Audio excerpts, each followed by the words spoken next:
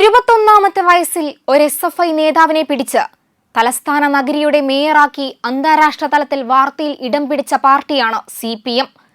കഴിഞ്ഞ തദ്ദേശ തിരഞ്ഞെടുപ്പിൽ ഏറ്റവും കൂടുതൽ വിദ്യാർത്ഥി യുവജന വിഭാഗങ്ങളിൽ നിന്നുള്ളവരെ മത്സരിപ്പിച്ചതും CPM തന്നെയാണ്. 2021 നിയമസഭാ തിരഞ്ഞെടുപ്പിലും വിദ്യാർത്ഥി യുവജന നേതാക്കൾക്ക് സീറ്റുകൾ നൽകുന്ന കാര്യത്തിൽ CPM പ്രത്യേക ശ്രദ്ധ പതിപ്പിച്ചിട്ടുണ്ട്. ഈ കരുതൽ നടക്കാനിരിക്കുന്ന തദ്ദേശ തിരഞ്ഞെടുപ്പിലും നിയമസഭാ തിരഞ്ഞെടുപ്പിലും കൂടാൻ തന്നെയാണ് സാധ്യത.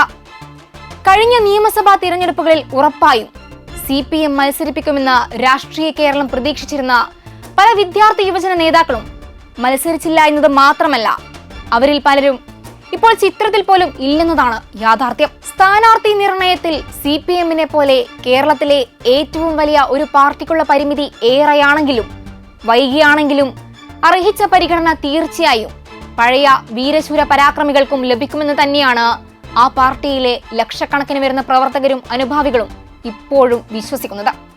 അത്തരത്തിൽ അവർ നിയമസഭയിൽ എത്തണമെന്ന് ആഗ്രഹിക്കുന്ന ചില പേരുകളുണ്ട്. അതിൽ പ്രധാനിയാണ് SFI മുൻ സംസ്ഥാന ജോയിന്റ് സെക്രട്ടറിയും കേരള സർവകലാശാല യൂണിയൻ ചെയർപേഴ്സണുമായിരുന്ന T. ഗീനാകുമാരി.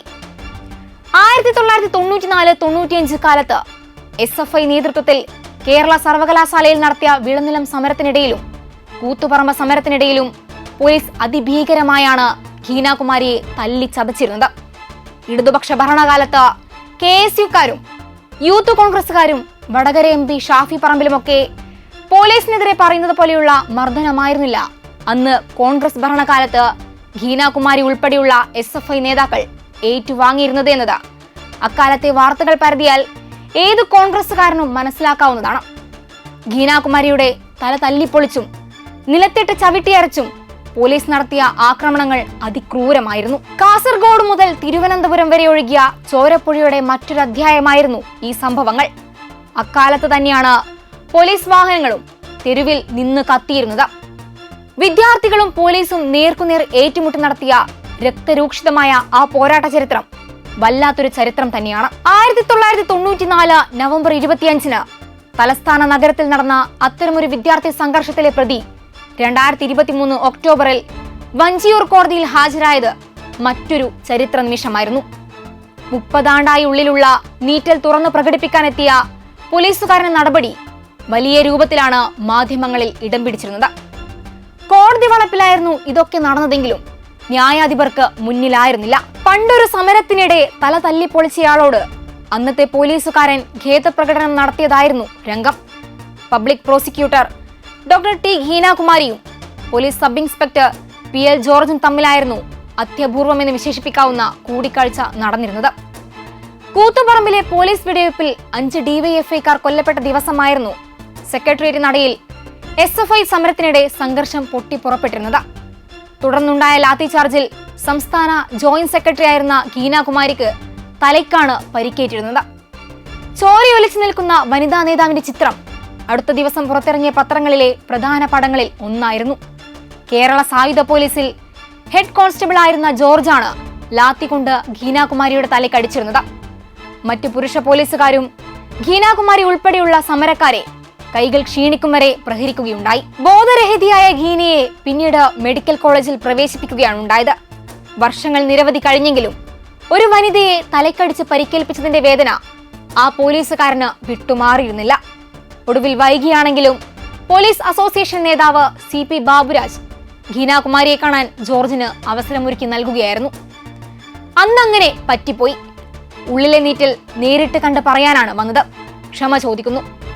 ഗീനാകുമാരിയോട് ജോർജ് തുറന്നു പറഞ്ഞത് ഏറെ വൈകാരികതയോടെ ആയിരുന്നുവെന്നാണ് മാധ്യമങ്ങൾ റിപ്പോർട്ട് ചെയ്തിരുന്നത്. നിങ്ങൾ അന്നത്തെ സർക്കാരിന് വേണ്ടി അത് ചെയ്തു.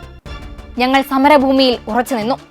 പക്ഷെ സ്ത്രീകളോട് ഇങ്ങനെയൊക്കെ പോലീസുകാർ പെരുമാറുന്നത് ശരിയാണോ എന്നാണ് ഗീനാകുമാരി പോലീസുകാരനോട് ചോദിച്ചിരുന്നത്. പെട്ടെന്നൊരു പ്രകോപനത്തിൽ ചെയ്തൊരു പാപത്തിൽ പശ്ചാത്തപിച്ച സമാധാനത്തോടെയാണ് ജോർജ് സർവീസിൽ നിന്നും വിരമിച്ചിരുന്നത്. ഇതൊരൊറ്റപ്പെട്ട മാപ്പ് പറച്ചിലാണെങ്കിലും മർദ്ദനങ്ങൾ ഒറ്റപ്പെട്ടതായിരുന്നില്ല എന്നതാണ് യാഥാർത്ഥ്യം. അക്കാലത്തെ പോലീസ് മർദ്ദനങ്ങളിൽ പറ്റിയ കെടുതികൾ ഗീനാകുമാരി ഉൾപ്പെടെയുള്ള നൂറുകണക്കിന് പേരുടെ ശരീരത്തിൽ ഇപ്പോഴുമുണ്ട്. അതിൽ നിരവധി സ്ത്രീകളും പുരുഷന്മാരുമുണ്ട്. പാർട്ടിയോട് കലഹിച്ചു പോയവരും നിഷ്ക്രിയമായവരുമുണ്ട്.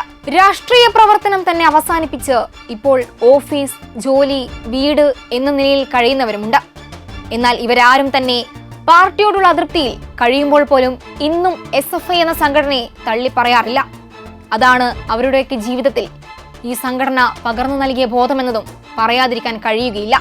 രാഷ്ട്രീയ എതിരാളികളും മാധ്യമങ്ങളും യൂണിവേഴ്സിറ്റി കോളേജിലെ ചാപ്പകുത്തൽ വിവാദം മുൻനിർത്തി SFIയെ കടന്നാക്രമിച്ചപ്പോൾ അതിനെതിരെ സംഘടിപ്പിച്ച പ്രതിഷേധ റാലിയിലേക്ക് ഒഴുകിയെത്തിയവരിൽ പഴയ SFI പ്രവർത്തകരും നേതാക്കളും നിരവധിയായിരുന്നു.